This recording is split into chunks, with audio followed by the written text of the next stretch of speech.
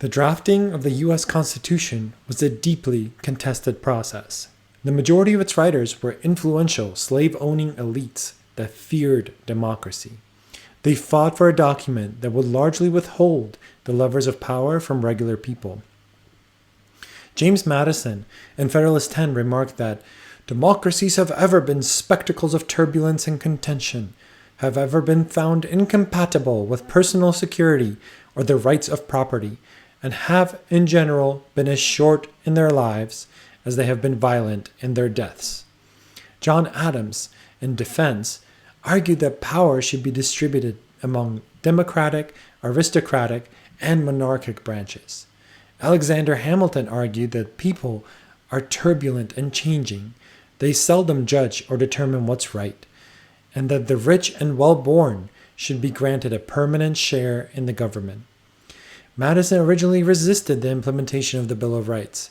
He was of the opinion that the Constitution already limited the power of government enough. Trifles such as freedom of speech and due process were not important to this illustrious founding father. It was only the pressure of the anti-federalists that ensured that these most important rights were enshrined into law. The system that emerged out of the clash between the Federalists and Anti-Federalists was a deep compromise. Concessions such as the Bill of Rights and the House of Representatives gave the people the ability to influence how they were governed. The Senate, the Electoral College, and the presidency entrenched the power of the elite and the wealthy.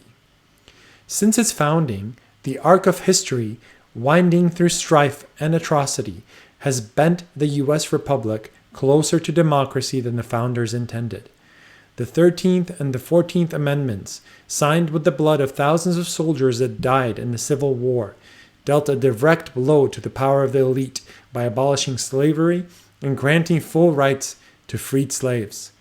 The 15th Amendment further eroded the power of the wealthy interests by granting non-whites the right to vote. The 17th Amendment took the power of appointing senators away from legislatures and gave it directly to the people. The 19th Amendment enfranchised women, further diluting the power wielded by the elite. The history of the United States, ever since its founding, has been a struggle between the people and the original slave and landowning elite. And the people have been winning.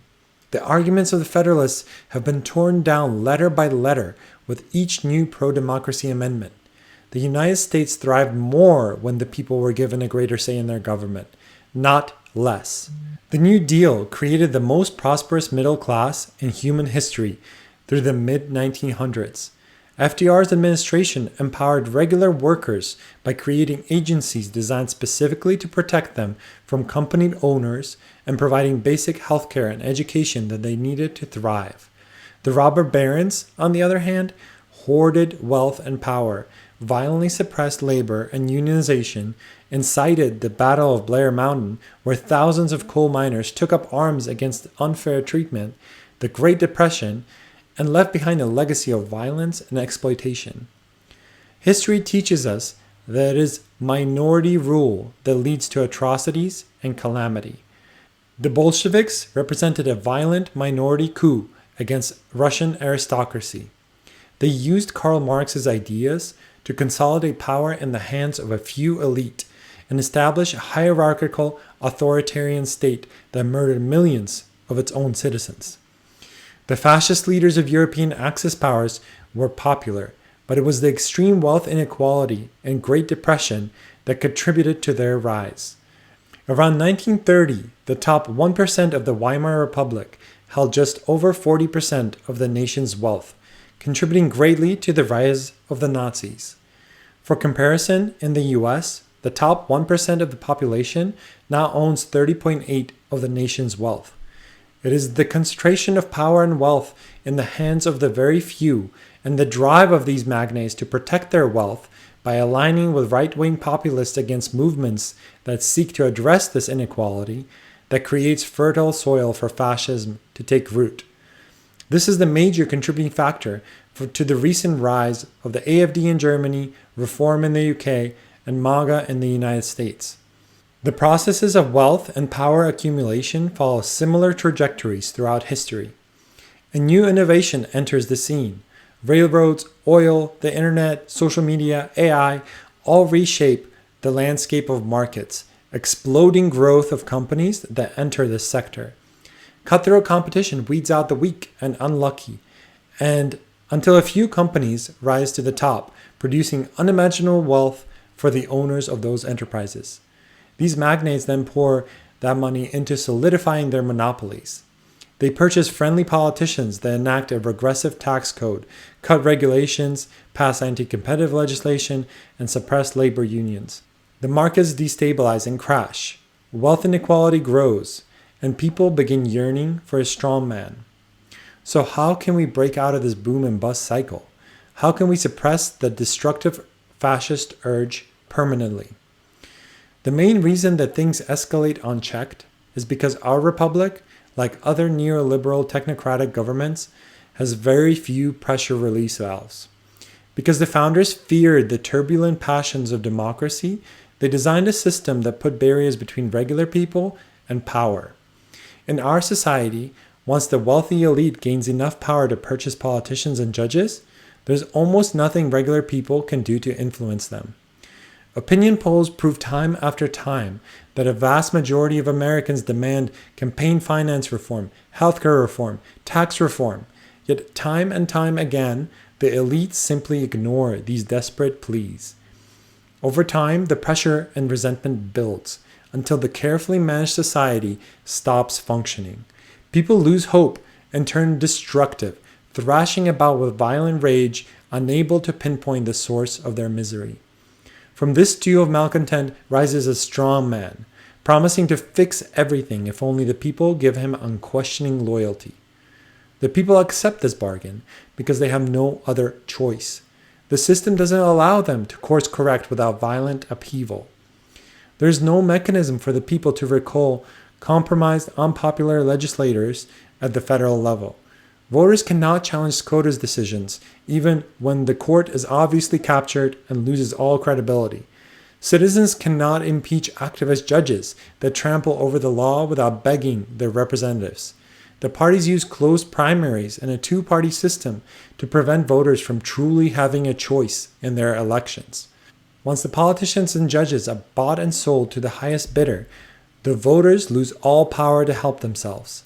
They are mute witnesses as the wealthy slaughter and devour the prosperity of the nation. A consensus on some very significant issues exists. The existing parties are universally reviled, and SCOTUS has lost all credibility. Voters clamor to get money out of politics. If the US Republic was more democratic, the people would be able to course correct. The Republic needs an injection of democracy to survive. So how would that look like? There are many remedies that would each help realign the power structure. Elements of direct democracy need to balance out the vast power of moneyed elites. First, and probably the most impactful reform, should be enacting a people's right to hold a referendum on a SCOTUS decision. Due to Marbury versus Madison, there is no recourse against corrupt Supreme Court decision short of constitutional amendment. A people-driven referendum should be able to throw out a SCOTUS decision. There are many ways to structure this process, but ultimately it has to be resolved via popular vote without any input from elected individuals. If we had this power, Citizens United and Buckley versus Valeo would no longer be the law of the land. Additionally, decisions on polarizing social war issues of the day, such as abortion or gay marriage, would be reinforced by popular will rather than arcane legalese of a handful of politically appointed judges. This would lend credibility and social acceptance to all of these decisions. Voters at large should have the power to recall their representative at any time during a legislative session. An emergency election should be held to replace or retain the incumbent promptly, allowing an injection of fresh blood during times of rising corruption. Recall petitions should only be allowed to occur once in a set interval and should require a large number of signatures to initiate. A failure to reach an agreement on the federal budget should immediately trigger a snap election. The people should not be allowed to tolerate dysfunction without recourse. When the people's livelihoods are on the line, They need to be able to wrest control from the contrarians and give it to somebody who will actually do their job. Political parties use closed primaries and arcane nominating processes to keep the people at arm's length from who ends up on the ballot. The most egregious example of this was in 2016, when the Democrat Party apparatus ensured that Bernie Sanders would not make it to the final ballot. In a two-party system where voting for a third party is akin to not voting at all, this monumental decision should not have been made by party insiders and a handful of registered primary voters. Every voter should have a say in who appears on the general ballot and who they have the ability to vote for. The process of amending the Constitution should change. Currently, this procedure may only be initiated by a 2/3 vote in Congress or 2/3 of state legislatures. There is no mechanism for the people to directly fight for their rights when their government becomes abusive. A nationwide referendum that gathers a sufficient number of signatures should be able to force a vote on ratifying a particular amendment. When our elected representatives no longer answer to their constituents, there should be a way to circumvent them, to fix the system so that it works for everyone. One of the most controversial, but possibly one of the most effective ways to ensure that government serves the people is through sortition.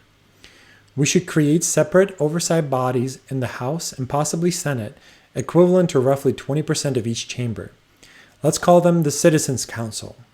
Members of the Citizens Council would be selected at random from across the United States, well compensated and required to serve for 1 year. These individuals would have the power to vote on legislation and motions in their respective chamber, as though they were duly elected representatives, but would not have the power to introduce new legislation. They would be barred from accepting any external compensation or direct lobbying. In short, citizens need to have levers of power they can pull when the interests of the people are not being fairly represented. Voters need to be able to directly intervene when the politicians they elected begin parceling out the wealth of the nation to a handful of individuals. The founders correctly understood that power needed to be checked and balanced. The system they designed endeavored to pit the landowning wealthy elites in government against one another, trusting that their individual ambitions would neutralize each other. The drafters did not care to check and balance the interests of the elite against the interests of the common people. As a result, the people have no recourse when the government at large abuses its authority. When party loyalty trumps personal ambition, when the wealthy wield so much power that they can run roughshod over constitutional guardrails and political norms. All of the solutions I've proposed require constitutional amendments. This seems impossible in a country as polarized as ours, but we are in a period of intense historical change. The most impactful amendments to the US Constitution appeared in just such times. The 13th, 14th, and 15th Amendments were passed just after the Civil War. The 19th Amendment enfranchised women just after World War I due to their immense contribution to the war effort. As the specter of fascism rises over the United States, we have to recognize that the deep cracks in our system have become gaping fissures. We have to fix them and build mechanisms that will prevent strongman demagogues from gaining a foothold in our politics. That means empowering people to actually have a voice in their own futures. It means clawing back the structural power hoarded by the minority and enfranchising the people for the benefit of all.